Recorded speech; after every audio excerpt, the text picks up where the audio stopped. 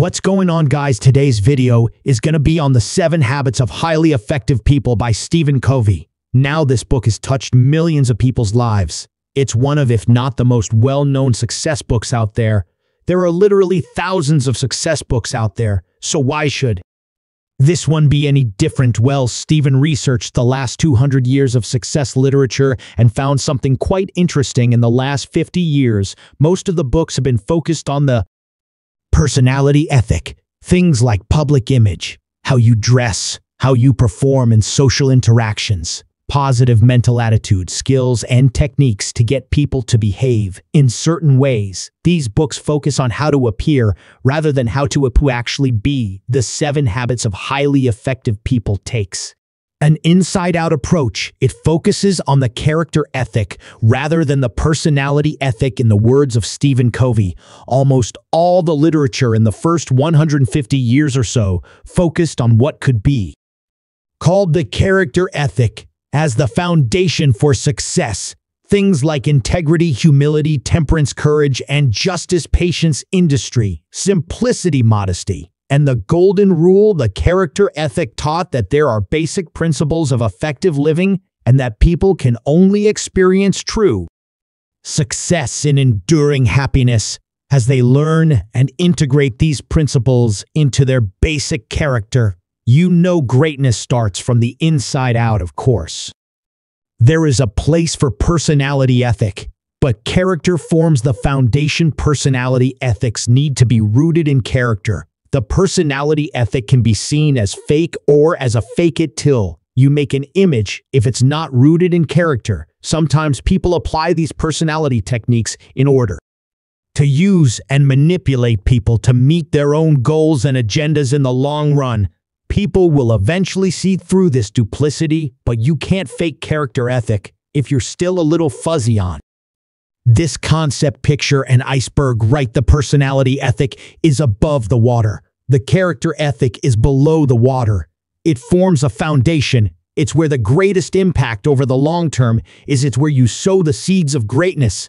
The problem is that people don't focus on the foundation. They focus on the appearance. They're looking for shortcuts and quick fixes. But there are no shortcuts. There is no quick fix program. But if you endure and apply the following habits, you will absolutely achieve your goals, and it will help you develop better relationships. A bit of a long intro there, but necessary to understand the principles this book is based on. So let's jump into the 7 habits. Habit 1 is be proactive. Let's look at something called the circle of concern and the circle of the influence. The circle of concern consists of all the things that are out of your control, like the weather, politics, what people think of you, the economy, other people's mistakes, and other people's opinions.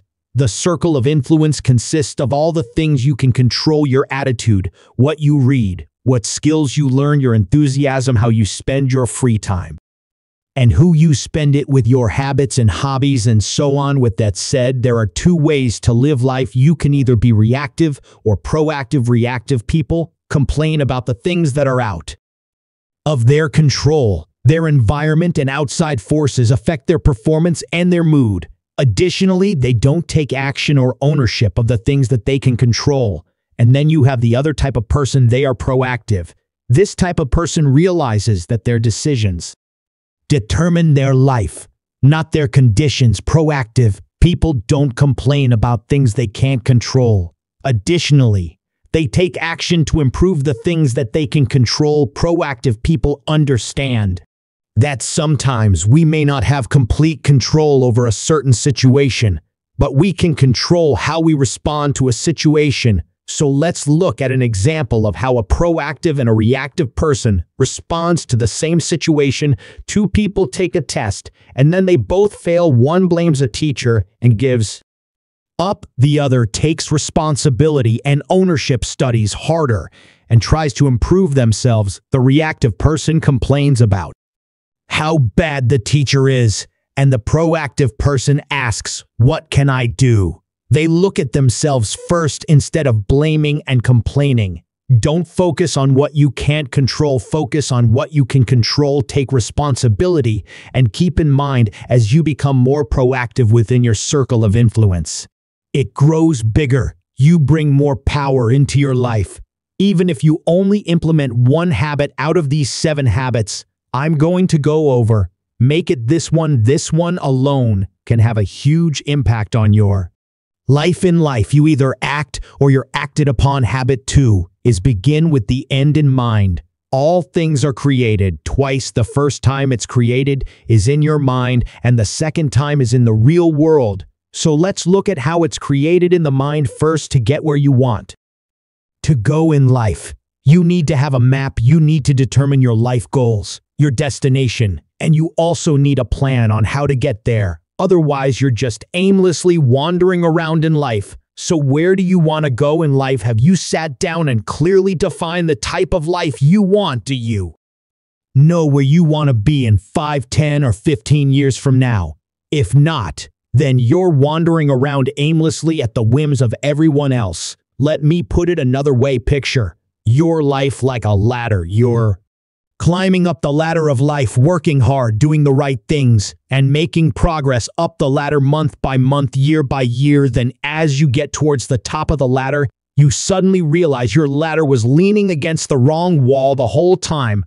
A lot of people live their lives like this. They don't have a vision for their life.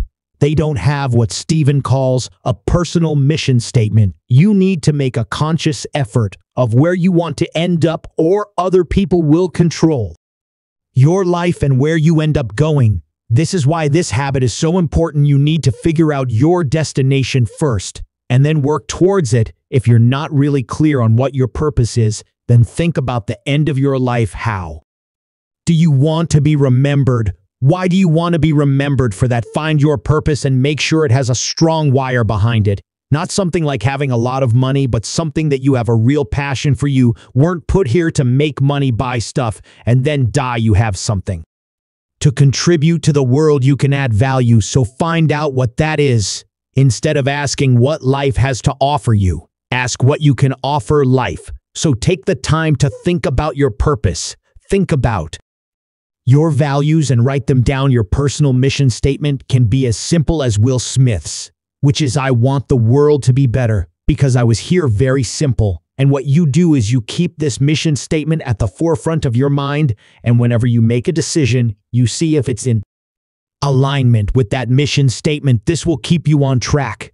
Go crazy. Create your ideal life and your legacy. It can be whatever you want. Dream big and don't hold yourself back. Most of the time, the thing that holds us back is ourselves. So don't let self-doubt get in the way. Realize that anything is possible. So define how you want your life to be right now. Don't let the past or anything else hold you back. You write the script to your life.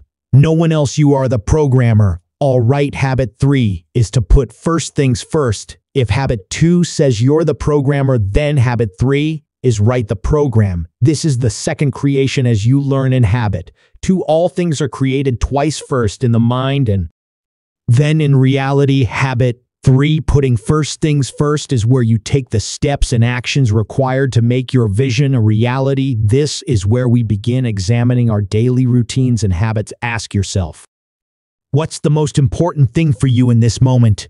It's probably your significant other, finishing school, improving your health, or your family, right? It's not checking Facebook or Instagram. So why do we spend so much time doing these useless things, right? We need to get into the habit of putting first things first, taking the time to focus on what really matters and focus our efforts on what's going to get us to where we want to be in life. Really start questioning the scripts and the habits in your life. We've all fallen into the vicious cycle of waking up late, eating poorly, leaving late for work, rushing through traffic in a state of stress, being unorganized at work, and being pulled in 1,000 different directions, and then getting home, eating fast food because you're tired, and then fall asleep late because you watched some dude TV show, and then you wake up late the next day to do it all over again. This is the perfect example of not putting first things first. We could all use a little help in time management department, right? And we all have a lot to do, so how do we manage time effectively? Usually we all write things down on a giant to-do list, and we tend to go in order from top to bottom with no real priorities. This is not the way. Or you schedule things on a calendar, which is a decent practice, but with one interruption, our whole game can be thrown off. You could also try daily planning based on priorities, but again, one interruption or emergency can mess it all up. Most of us fall into this time management scheme, but there is another way. The best way is to categorize things by urgency and importance. Stefan developed a cool quad chart for this, and you need to categorize items in the following quadrant. 1 is urgent and important. This is putting out fires, emergencies, and kind of the reactive mindset.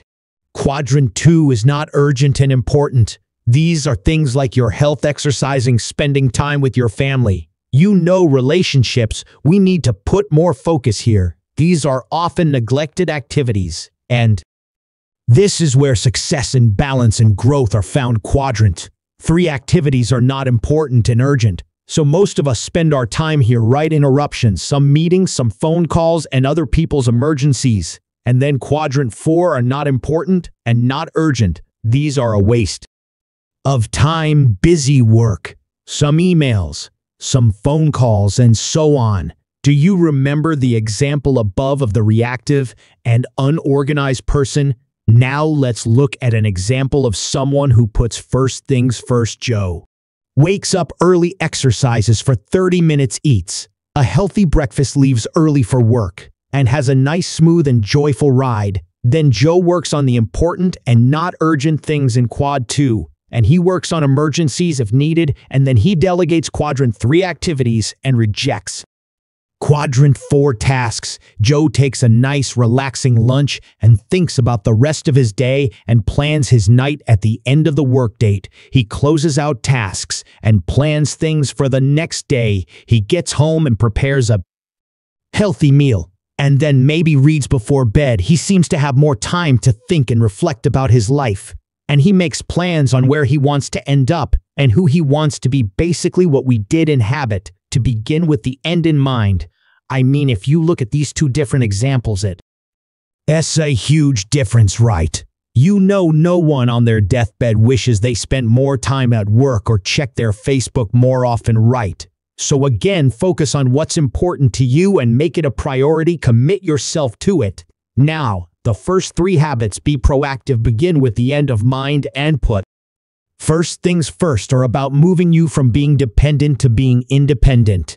They're about self-mastery. They help you become more effective as an individual by developing inner strength, character, purpose, and values. The next 3 habits, which I'll cover in the next video, move you from being independent to being interdependent. Interdependence is the highest level of what Stephen Covey calls the maturity continuum. The maturity continuum consists of 3 levels: dependence, independency, and interdependence. Dependence is like the relationship between the child and a mother, or even sometimes between a boss and employee. If the employee lacks their own inner strength, values, and purpose, it's the attitude of you to move from dependence to independence. You have to nail those first 3 habits. Be proactive.